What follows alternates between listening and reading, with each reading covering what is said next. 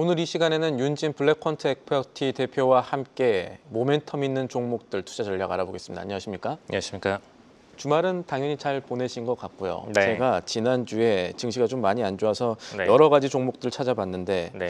지난주에 헬스케어 투자 ETF IYH 짚어주셨잖아요. 그런데 네네. 지난주에 S&P 500 2% 넘게 내려가는 동안에 네. IYH 올라갔습니다. 대표님 네네. 생각이 좀 났었는데 네. 오늘도 헬스케어 주죠. 유나이티드 헬스를 가져오셨네요. 네, 일단은 저번 주 같은 경우에도 어쨌든 이제 증시 리스크가 높아지는 국면이었기 때문에 이제 헬스케어와 그다음에 같이 언급을 드렸던 빅스 관련된 종목이었던 빅시도 굉장히 좀 큰 폭의 상승세를 보였는데 예.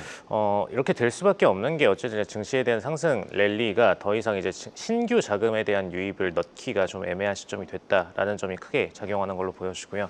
그래서 지금 시점부터는 사실 AI 관련된 종목에다가 신규 자금을 배치하는 것은 조금은 옳지 않은 시점이긴 하고 현재 시점에서는 이제 그거에 대한 방어 섹터들 중심으로 조금 더 현금 흐름을 체크해야 된다라고 좀 보실 수 있겠습니다. 그래서 근데 이제 헬스케어 대다수의 ETF들이 사실 이제 중소형주는 벌써 이미 많이 상승세를 보이기 시작을 했고요. 그다음에 대형주 중심의 ETF들은 그래도 조금 상승세가 아직은 많이 올라가지는 않은 상태입니다. 그래서 상승세 국면을 조금 더 보실 필요가 있고요. 현재 시점에서 이제 유나이티드 헬스 같은 경우는 버크셔스하이가 먼저 제일 많이 언급을 하기도 했어요. 그래서 유동성을 시장에서 가장 많이 공급을 시작을 해주고 있는데 그거 대비해서 지금 최근에 한 달 동안의 흐름은 주가에 대한 오히려 소폭의 조정을 받았던 바 있습니다. 그래서 이런 부분들이 어떤 밸류에이션을 충분히 워렌 버핏이 얘기하고 있는 부분을 전혀 반영하지 못하고 있다라고 좀 보실 수 있을 것 같고요. 그거 대비해서 매출액 성장세가 거의 5년 내내 연속 성장을 보일 만큼 굉장히 좀 꾸준한 성장세를 보이고 있습니다. 그리고 ROE에 대한 성장성, 즉 이제 순자산에 대한 성장성도 지속적으로 가져가고 있고요. 그래서 어떻게 보면 지금 헬스케어 내부에서도 이런 매출액 성장률 대비해서의 주가 성장률에 대한 괴리가 가장 큰 종목 중 하나이거든요. 뭐 최근에 GH 같은 종목도 마찬가지긴 하지만 유나이티드 헬스도 그런 종목이기 때문에 그런 부분을 좀 조실 필요가 있겠다라고 언급을 드리고요. 그다음에 주주 현금 흐름 부분에 있어서도 주주 잉여 현금 흐름 부분이 굉장히 좀 안정적으로 나타나고 있는 기업이기도 하고 그다음에 이런 부분들에 대한 밸류에이션에 대한 괴리감 자체가 굉장히 큰 상태이기 때문에 현재 시점에서 가셔도 사실상 앞으로의 갭 자체가 거의 한 15% 이상의 레인지가 남아있는 상태다 주가 흐름이다라고 생각하시면 될 것 같습니다. 지금 AI주가 좀 흔들리다 보니까 헬스케어주들이 상대적으로 상승할 수밖에 없다. 그래서 이렇게 될 수밖에 없는 흐름이었다. 상당히 자신감이 있는 멘트셨는데 알겠습니다. 다음 종목 보죠. 미국 달러에 투자하면서 이 소파 금리 추종하는 이 코덱스 미국 달러 소파 금리 액티브라는 좀 긴 ETF 가져오셨네요. 이 종목에는 어떤 모멘텀이 있습니까? 사실 요거를 이해하려면 제일 쉬운 방법은 우리나라에서도 이제 얼피물 관련된 채권 상품이 있는데 이 얼피물을 이제 미국 상품으로 투자하게 될 경우에 소파 금리라는 형태로 투자를 하게 된다라고 생각하시면 될 것 같고요. 근데 사실 그런 얼피물을 미국에다가 직접 예치를 해가지고 얼피물에 대한 수익률을 받아내는 것은 쉽지 않기 때문에 대체 ETF 상품으로서 우리나라에 상장되어 있는 게 소파 금리 ETF 상품이다라고 생각하시면 되겠습니다. 그래서 애초에 이제 소파 금리 자체가 3.92에서 한 4%대 초반 정도의 이익률을 제공을 하고 있기 때문에 그런 부분에 있어서 우리나라 RPM을 대비해서도 조금 더 안정적인 흐름을 제공을 한다, 수익금 흐름을 제공한다라고 보시면 될 것 같고요.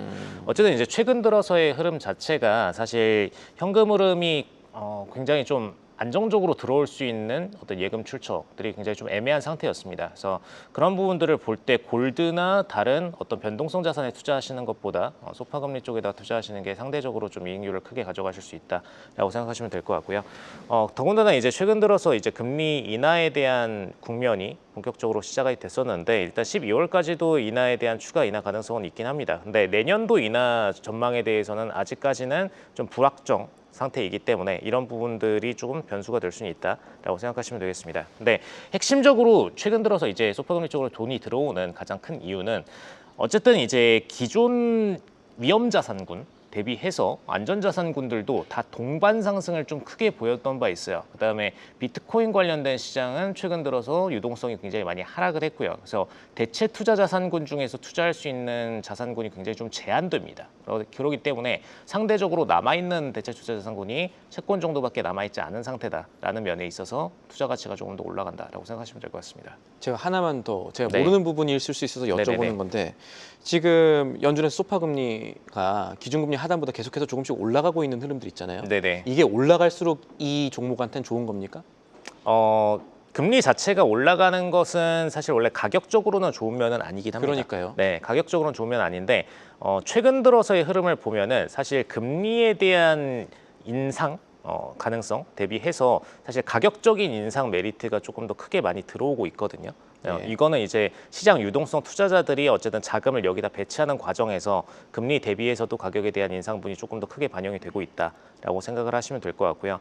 어쨌든 이제 금리 자체에 대한 기대감이 그렇게 공격적으로 높아지지 않는 상황 대비해서 가격에 대한 메리트가 이렇게 올라간다라는 거는 어쨌든 시장 유동성이 지속적으로 유입이 되고 있는 것이기 때문에 이후의 수익률을 감안해서 계산을 했을 때 추가적으로 뭔가 개런티될 만한 어떤 레인지가 계속해서 이제 금리를 기반으로 분기 단위로 털어내거든요, 이 친구들이. 그래서 분기 단위로 털어낼 때마다 조금 더 배당 관련된 이익률이 증가할 수 있다라고 생각하시면 될 것 같습니다.